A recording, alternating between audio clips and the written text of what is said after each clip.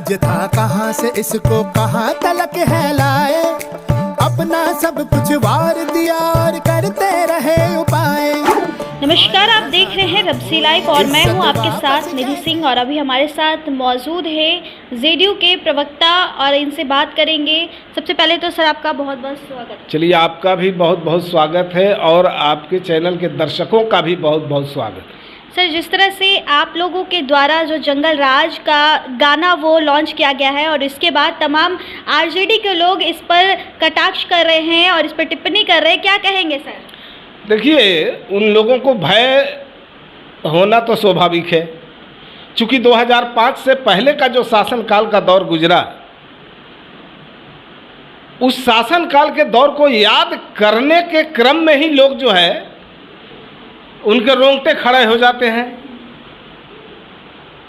और 2005 के बाद का जो शासनकाल का जो दौर आया, नीतीश कुमार जी बिहार के माननीय मुख्यमंत्री बने, तो बिहार की तस्वीर और तकदीर दोनों बदल दी। जो अपराध के साए में, आतंक के साए में जी रहा बिहार था, उसको भयमुक्त और आतंक मुक्त बिहार बनाने का काम किया।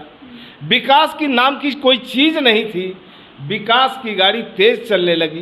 कम संसाधन में बिहार अपने बूते बहुत तेज़ी से आगे बढ़ने का काम किया।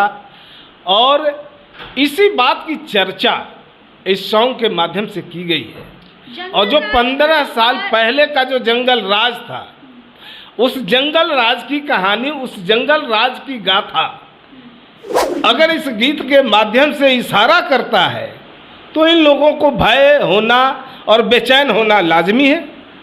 जंगल राज का जो बात कर रहे हैं, तो जंगल राज कब खत्म होगा आखिर? और जंगल राज तो अब लगभग खत्म होगा, क्योंकि आरजेडी के लोग जैसे तेजस्वी यादव की बात करें तो उनकी सरकार में थे तो तमाम शिक्षकों लोगों की बहाली की थी। जो शिक्षक लोग कब से आस लगा रहे थे कि उन्हें रोजगार मिले, रोजगार मिले।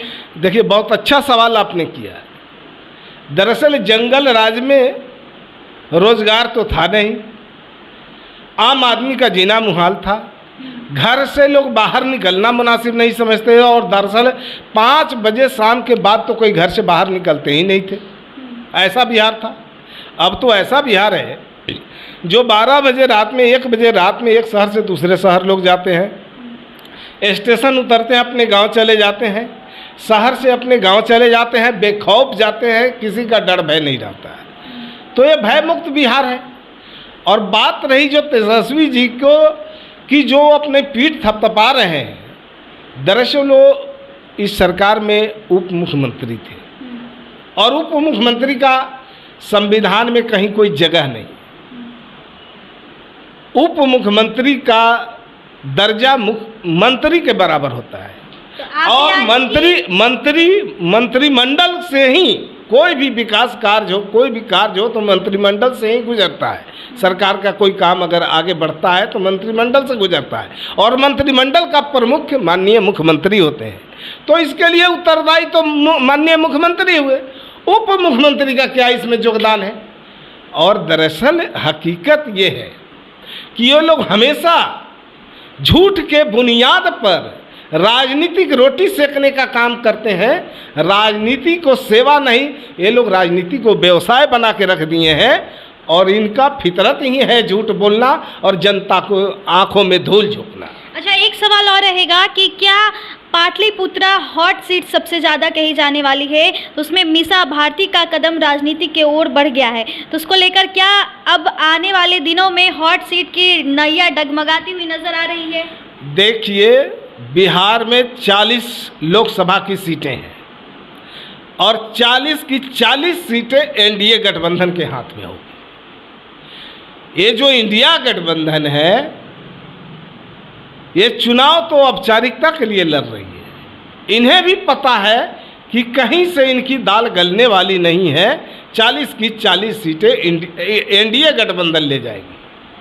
इतना कंफर्मेशन के साथ आप बोल रहे हैं, क्योंकि अब सबसे ज़्यादा हॉट सीट पर मीसा भारती का नाम आ रहा है। देखिए, अब देश के अंदर मोदी जी ने जो काम किया है और बिहार के अंदर आदरणीय मुख्यमंत्री श्री नीतीश कुमार जी ने जो काम किया है, इस काम की बदौलत जनता के दिलों में है एनडीए, और जनता ने भी अपना मन बना लिया है, और जनता का जो उत्साह दिख रहा है वही रिजल्ट के रूप में दिखेगा। तो ऐसे ही तमाम अच्छी खबरें के साथ जुड़े रहे हमारे चैनल रब्जी लाइव न्यूज़ के साथ। बहुत बहुत धन्यवाद।